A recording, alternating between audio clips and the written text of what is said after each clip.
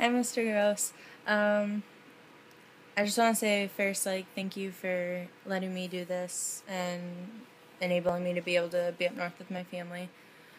My laptop's kind of really small, and the room I'm in's really small and dirty, so I'm just gonna do it this way and hopefully get the point across. So, here you go.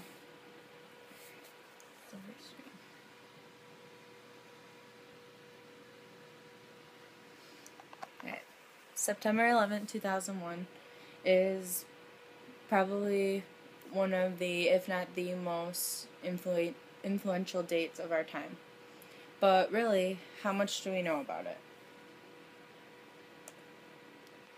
We know about the Twin Towers and how two airplanes crashed into them and caused them to fall at a free fall speed. Two buildings that were designed to withstand the impact of airplanes, and there wasn't any attempts to intercept these airplanes, even though we have trained military for that specific reason. I think it said that they've had over 143 missions over the past 10 years, not failed a single time, and they failed 6 times on September 11th. It's like a little introduction into the conspiracy theory, which is kind of getting blown up right now, becoming a bigger thing. The conspiracy theory states that the government had a part in September 11th, and most of them say that the reasoning for this is to help boost the economy. If we went into war, then there'd be a lot more income and jobs for people, which obviously it really didn't work. But this has happened in other countries before, so that's why people say this. Another thing that's crazy about the conspiracy theory is building number 7, which collapsed in the same free fall style as the Twin Towers, but it fell at 5:30 at night after the Twin Towers had fallen. And important people that were inside it were warned that it was going to collapse before it did. But there's no plane that hit it and no reason that it needed to fall. And if you could see the slide, it shows this is building 7 right here, and these are the Twin Towers. So this building right here had extensive damage.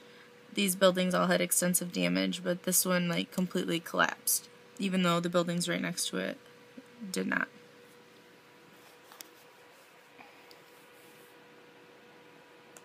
And right here I have a video of the building 7 collapsing.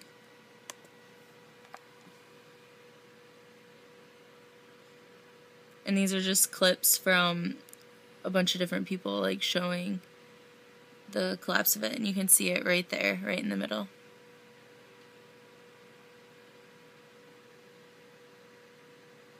Just free fall like that.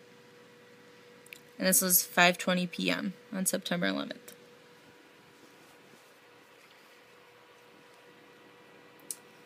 Now, the point of this isn't to try to convince you about the conspiracy theory, because I know it's very controversial. Lots of people believe it, lots of people don't believe it.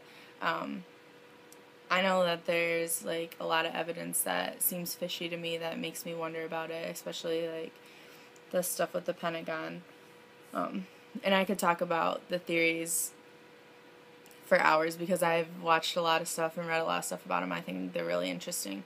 But the point of the matter is not to convince you of the theories, but to convince you to think about the news you get, the information that you're getting. Everything that was put out on this subject is what the news stations wanted to put out. And a lot of people, and I catch myself doing it all the time, take what I hear as facts. If somebody tells me something's true, generally I believe them. And if I hear something on the news, then generally I believe that. And it's even with the stuff I dealt with this week, with my cousin, when they were talking about it on the news, I remember sitting there and listening to it and thinking, no, that's not true about him, that didn't happen, and they, like, got his age wrong, they got all this stuff about him wrong. And a lot of times people do that. They don't think about what they hear on the news. The same thing goes with religion a lot of times. It's one of my biggest things with religion is people go to church and they don't realize that the man that's preaching to them, yeah, he probably knows more about the Bible than you do, but he's interpreting the same piece of material that you are, and people take it as fact instead of actually reading it for themselves and dissecting it themselves.